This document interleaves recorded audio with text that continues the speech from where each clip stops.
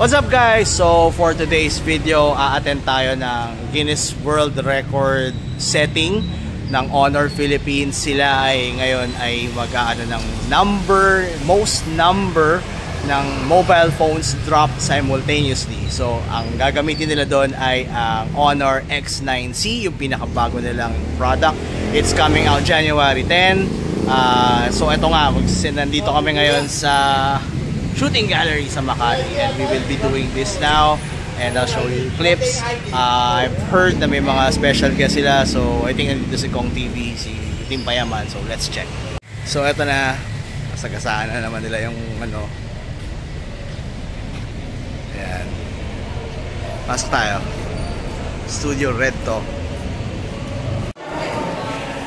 IP yun eh, IP eh.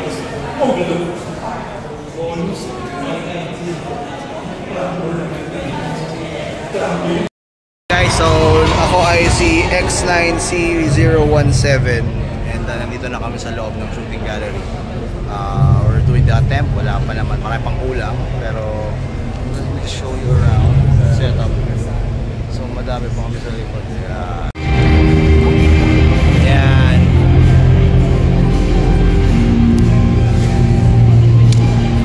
Yan. Hindi ko alam ano exactly gagawin. There you go. So, hindi pala pwede mag-shoot ng gamit ibang phone. So, ayan. Muna kami bago mag-ano, para maya 5 minutes siguro mag-video na or mag-ano na. So, Happy New Year. Happy New Year. Anong handa mo?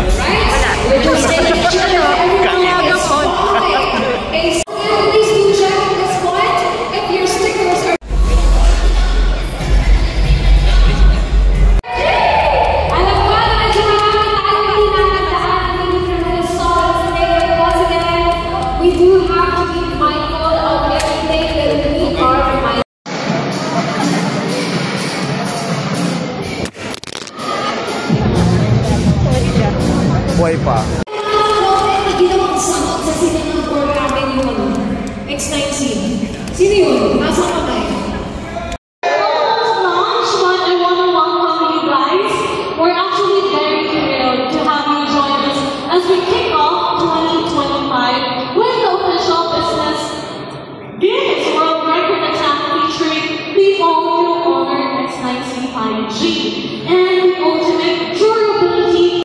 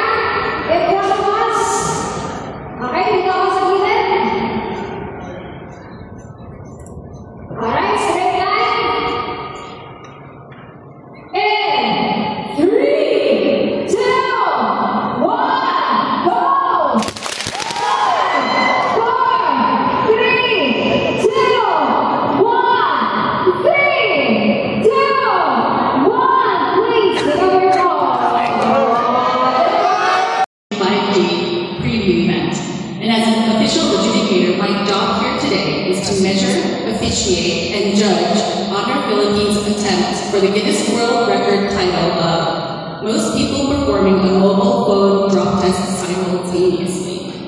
This is a brand new record, and the minimum to beat is 250 participants. If the attempt today is successful, you will all become Guinness World Record title holders. Wow! However, for an attempt to be deemed successful, it must not only surpass the minimum requirement, but also be completed according to the rules, which I will explain now. So the mobile phone used for the drop test must be commercially available. Yes, this will be commercially available on the 10th of January, so that is approved. The action performed must be in line with the pre-approved standard of a drop test, which as explained to you, and we have pre-approved that, so that is okay. And under circumstances should the phones be purposely thrown or damaged. If any of you don't drop it, and if you purposely throw it, that will be a disqualification, so please be careful.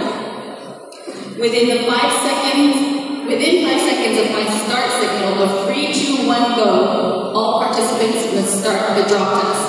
Any participant that starts before my go or passes the 5 seconds will be disqualified. So again, please be careful. Yes. So any mobile phones used in the attempt that have been in working order prior to the attempt should remain so afterwards. So before the attempt, I will have the stewards come check each of your phones to make sure it's on, and after the attempt, again, I will have the stewards in charge of each row come and check. So please show them that it's working. And the most important part of our rules is please have fun while you're doing this attempt. Are you guys all ready to set the Guinness World Record title? Okay, so the stewards, please check your attempt. Are you ready? Okay, so you will start on my count as she explained before. So are you ready? For the record. For the record, are you ready? I see some of you guys filming. You will be disqualified. Be careful. We will start the drop test. Are you ready? Yeah! For the record. 3, 2, 1, go! 4, 3, 2, 1, stop! 3, 2, 1. Pick up your phone.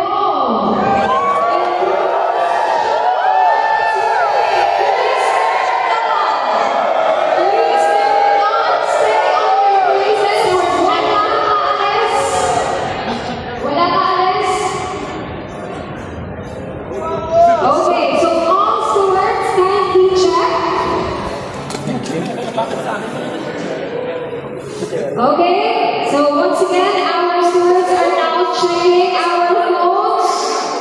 Did we do it? I need to turn on nobody move from their sticker. And with that, we would like to call back here in front or on stage the one and only Miss Momika Fuchiguchi for the announcement.